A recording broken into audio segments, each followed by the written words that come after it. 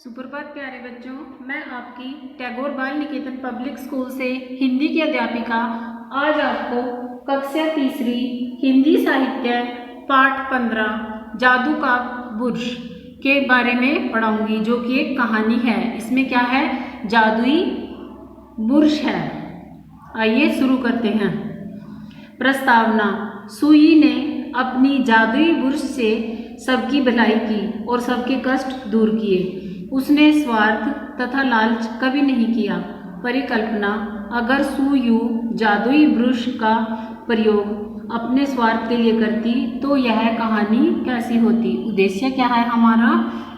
परोपकारिता तथा मानव सेवा के लिए प्रोत्साहित करना। लालच का दुष्परिणाम बताना कि जो लालच होता है, दुष्परिणाम का अर्थ होता है बुरा परिणाम, कि जो लालच होता है उसका जो रिजल्ट होता है वह बहुत बुरा होता है। आइए शुरू करें। चीन के एक गांव में सुंदर लड़की रहती थी। उसका नाम सुई था। क्या नाम था उसका? सुई। उसके पिता कांच की वस्तुएं बनाने का कार्य करते थे। माँ के न होने के कारण सारे घर के काम सुई को ही करने पड़ते थे, क्योंकि जो हमारे घर का काम होता है उसको मम्मी करते हैं और जो पापा के करने का काम होता है उसको पापा करते हैं। परंतु जो सुई थी उसको अपने घर का काम स्वयं करना पड़ता था। क्यों करना पड़ता था? क्योंकि सुई के मम्मा नहीं थी। कभी किसी ने उदास या शिकायत करते नहीं देखा था। उसके बहुत से मित्र थे, पर घर के काम इतने होते थे कि उसे खेलने का वक्त बहुत कम मिलता था। उसके वैसे तो बहुत सारे मित्र बने हुए थे, बहुत दोस्त थे, परंतु फिर भी उसको खेलने का समय बहुत कम मिलता था। क्यों मिलता था? क्योंकि जो आप काम करते हो वह सिर्फ आपका ही होता है, परंतु जो मम्मा काम करती है वह पूरी फैमिली का होता है।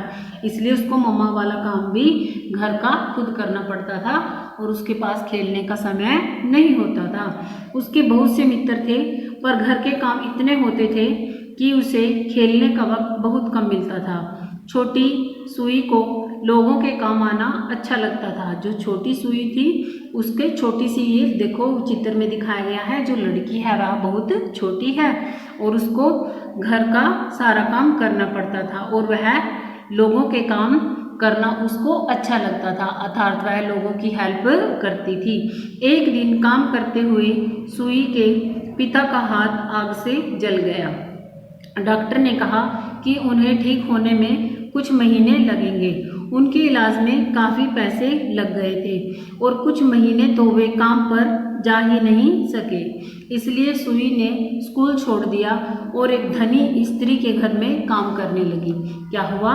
इसके परिवार का खर्चा कौन चलाता था? सुई के इसके पापा। एक बार क्या होता है, किसी दुर्घटना में उसके पापा का जो हाथ है वह जल जाता है और डॉक्टर ने क्या कहा कि वो अब काफ़ी समय तक काम नहीं कर पाएंगे, क्योंकि जो भी हम काम करते हैं हाथों से करते हैं। तो उन्होंने क्या कहा कि अब ये काम नहीं कर पाएंगे।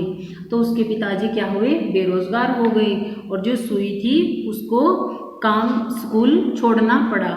और उसने क्या किया फिर? वह एक स्त्री, धनी का अर्थ होता है अमीर, जिसके पास बहुत अधिक धन होता है, वह उस स्त्री के घर में काम करने लग गई। वह स्त्री धनी तो थी मगर उसका मन बहुत छोटा था, क्योंकि जो लोग बड़े होते हैं उनके दिल बहुत छोटे होते हैं और जो लोग छोटे होते हैं उनके दिल बड़े होते हैं। सुई जैसी छोटी लड़कियों से अत्यधिक काम कराना उसकी आदत थी। वह अगर कोई परेशान होकर किसी परेशानी के कारण उसके घर पे काम पे लग जाता था तो उसकी क्या आदत थी? उसकी एक बहुत बुरी आदत थी। वह क्या करती थी? उससे बहुत अधिक काम लेती थी।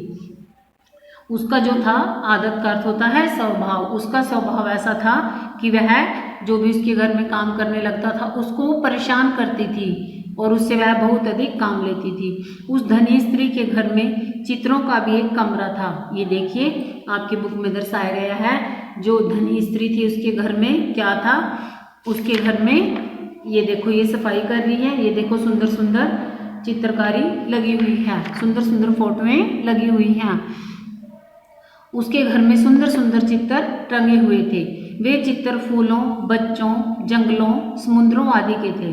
सुई को उस कमरे की सफाई करने में अधिक समय लगता था, क्योंकि उसे जो चित्र थे वो बहुत पसंद थे। वह सोचती, काश मैं भी इतने सुंदर चित्र बना सकती और इनसे अपना घर सजाती। जब वह उस रूम की सफाई करने जाती थी तो जो सुई लड़की थी उसके मन में उन चित्रों को देखकर अनेक भावनाएं उत्पन्न होती थी। वह अपने मन में सोचती थी कि काश इतने सुंदर चित्र मैं भी बना सकती, और अगर मुझे बनाने आते तो इन सुंदर सुंदर चित्रों से मैं भी अपना घर सजा लेती। एक दिन उसका जन्मदिन आया। सुई के लिए वह दिन भी रोज की तरह निकल गया। रात को उसके पिता उसके लिए मिठाई लाए। वही खाकर वे दोनों सो गए। सुई को अपनी माँ और स्कूल की याद आ रही थी, अतः वह अधिक देर तक सो न सकी।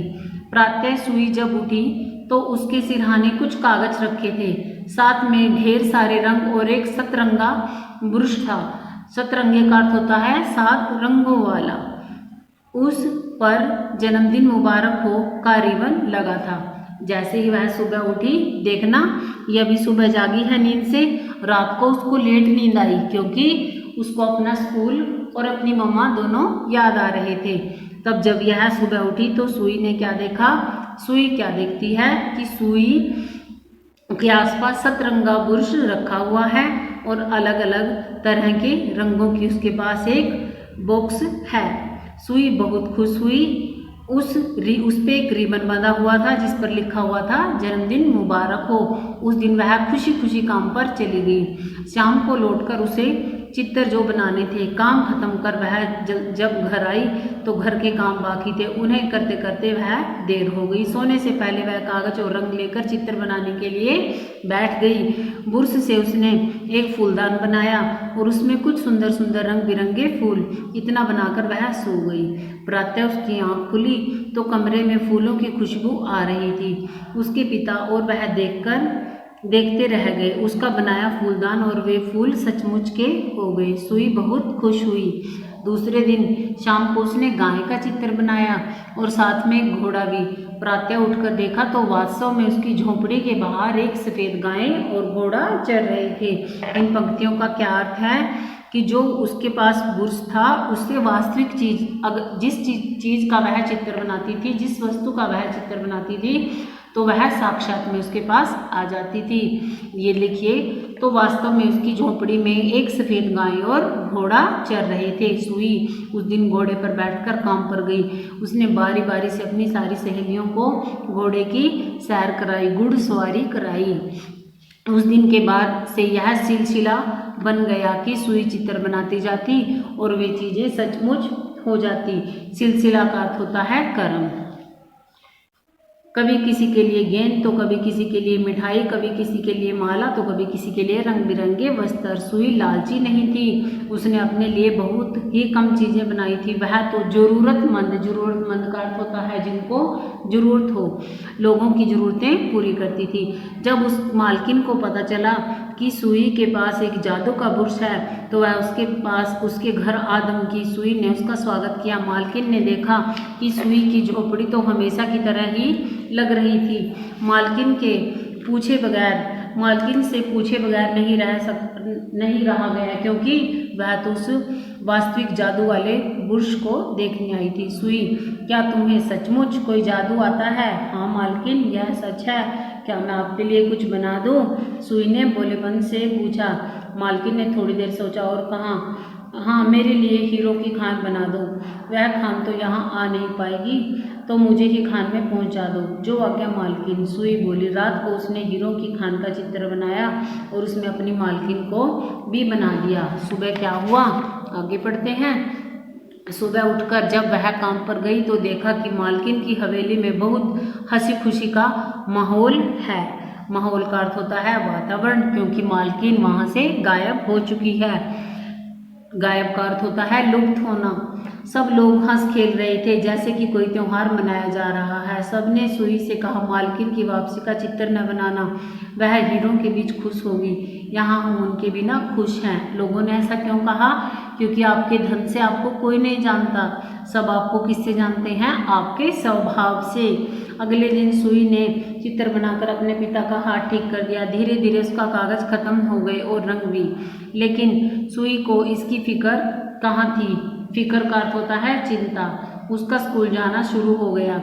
मित्र फिर मिल गए, साथ में एक गाय और घोड़ा भी। और उसे क्या चाहिए था, क्योंकि जो वह थी वह एक सरल स्वभाव की बहुत प्यारी बच्ची थी। क्योंकि जब उसके पास जादू भरा ब्रश आने के बाद भी उसने क्या किया, उसने लोगों की सहायता की और ज़रूरतमंद लोगों का साथ दिया। आइए शब्दार्थ करते हैं।